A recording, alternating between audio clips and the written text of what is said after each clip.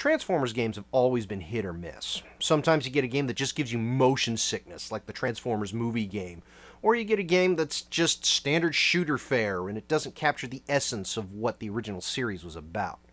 Other times you actually get a game that scratches the surface, like Transformers on the PlayStation 2, or you get a game that just comes that close to perfection in terms of everything, storyline, gameplay, look, like Fall of Cybertron did. But the fans are clamoring for a day when a Transformers game will take them back to 1985, back when giant robots transformed into cars and planes and horribly written lines are ultimately forgotten. What they want is a Generation 1 game.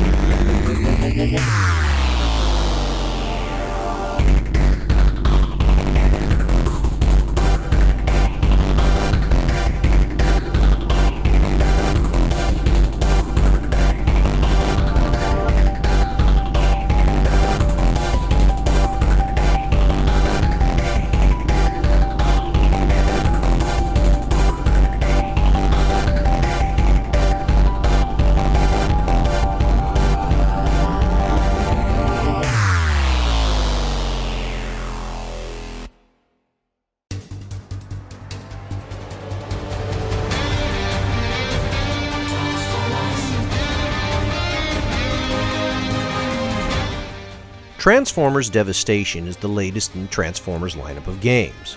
However, instead of something based off of a current television show, movie, or even an original interpretation, Hasbro and Activision finally give what most Transformers fans really wanted: a Generation 1 based game. Now, when I say something like that, I usually have to pause. Not because most Generation 1 games are good, which they aren't, but usually because the fans that are wearing their rose-tinted nostalgia glasses think that the game has to be good, just because it uses Generation 1 assets. So, why don't we go down the checklist and see if it lives up to the hype? Transformers episodes were pretty simple in story, and this is no exception. Megatron and the Decepticons have found some form of plasma energy deposit on Earth, and have made their way into the city to get at whatever is producing the energy signature. Massive claws and hordes of Insecticons invade the city as the search begins. Optimus Prime and a small band of his Autobots arrive to try and drive the Decepticons away. As it turns out, Megatron has actually found an old Autobot ship containing Cybertronian technology from eons past, and Optimus and pals must figure out how to deal with this and the looming Decepticon threat. So, yeah, actually, it could take up about 20 to 30 minutes of normal airtime back in 1985. Heck, this could easily be a two-parter. Check! What else do we need? The folks behind Devastation were very clear that everything needed to be as close to the original source material as possible. So, much like DuckTales Remastered, Hasbro reached out to every voice actor from the original cast that was still alive to come back and reprise their original roles. This not only means that Peter Cullen and Frank Welker came back to reprise their iconic roles of Optimus Prime, Megatron, and Soundwave, but also Dan Gilvezan for Bumblebee, Michael Bell for both Sideswipe and Scrapper, and Greg Berger for both Long Haul and everyone's favorite Dinobot, Grimlock. A Transformers game also has to look the part. Unlike most of the other Transformers games, Devastation takes the cel-shaded approach, making it look more like a Generation 1 cartoon. While the character art and animation clearly benefit from this approach, I noticed that the game tries to keep close to the original time period as well. Car styling in particular looks like something from the early to mid-1980s, and even the art looks like it did from the original cartoon.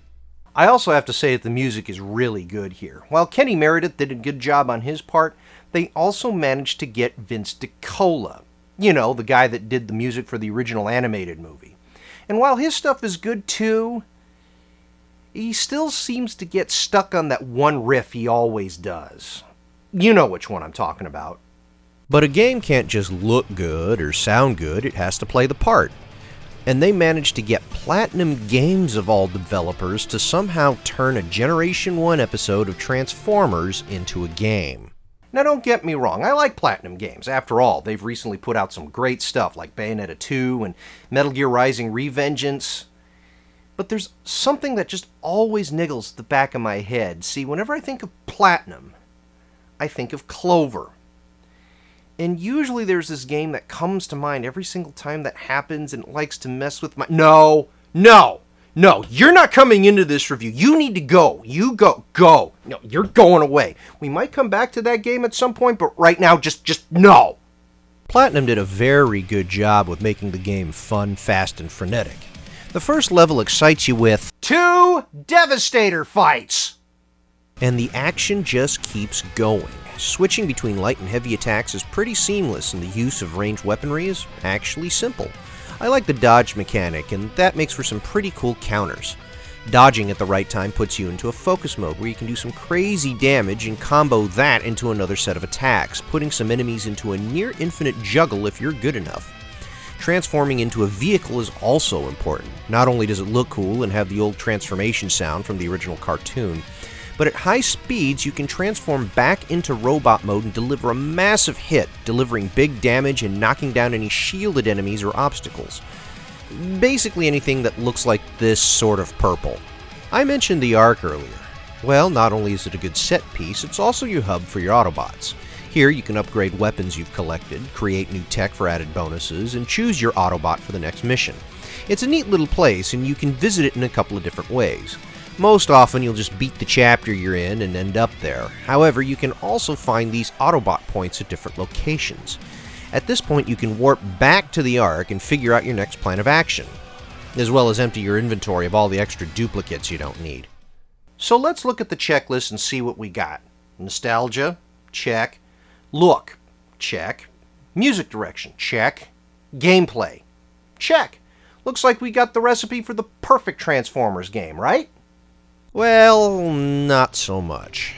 Platinum games tend to be really short, and the first playthrough is generally going to be as such.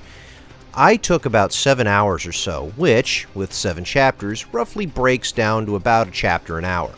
There are ways to shorten the time even more, but you won't find everything in the game. This requires multiple playthroughs, which are also standard Platinum fare. Prepare to play this multiple times at multiple difficulties if you want to complete the achievement or trophy list. However, be prepared. There is a huge disparity between difficulties.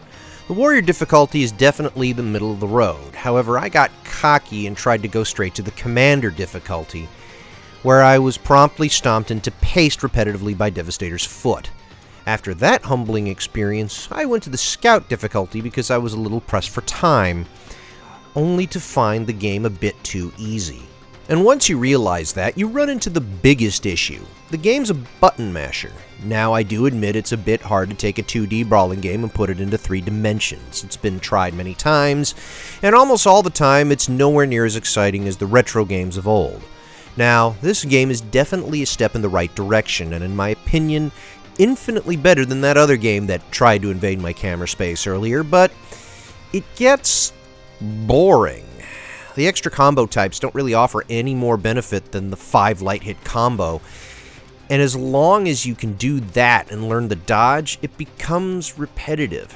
Sure, there's a break or two where you have to use ranged weapons to take out certain enemies, but after a while, you're back to whacking away at the next Decepticrony.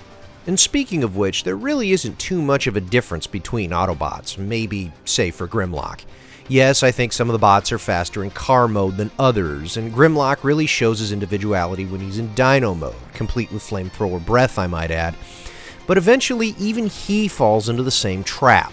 And yes, some weapons can only be used by certain bots, but again, this is merely set dressing over the fact that you're just mashing the same buttons over and over again until that Decepticreep finally goes down. In my opinion, Transformers Fall of Cybertron is the best game of the lot. It's really hard to topple that combination of gameplay and storyline and look.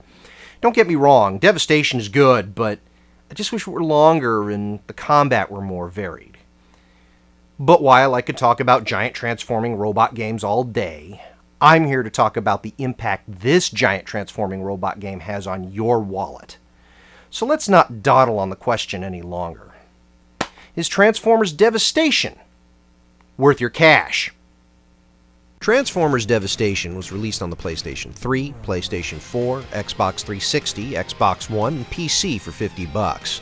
The price really hasn't budged since its release a few months ago, although the older system ports may be a little cheaper. However, it's definitely not $50 worth of game, no matter how many times you replay it. Considering everything though, I'd honestly spend about $25 to $30 on it. It's a worthy Generation 1 game despite its shortcomings, and even though it may not topple my favorite Transformers game, it's definitely one of the better ones. Transformers Devastation will definitely satisfy the appetite of any ravenous Generation 1 fan. And it's a pretty good game to boot. Platinum Games also recently got the reins to handle the next Teenage Mutant Ninja Turtles game, and if Devastation is any indication, our nostalgia is in good hands. Now, if you'll excuse me, I kind of got to get these toys off the floor and put them up back on the shelf. This is going to take a while.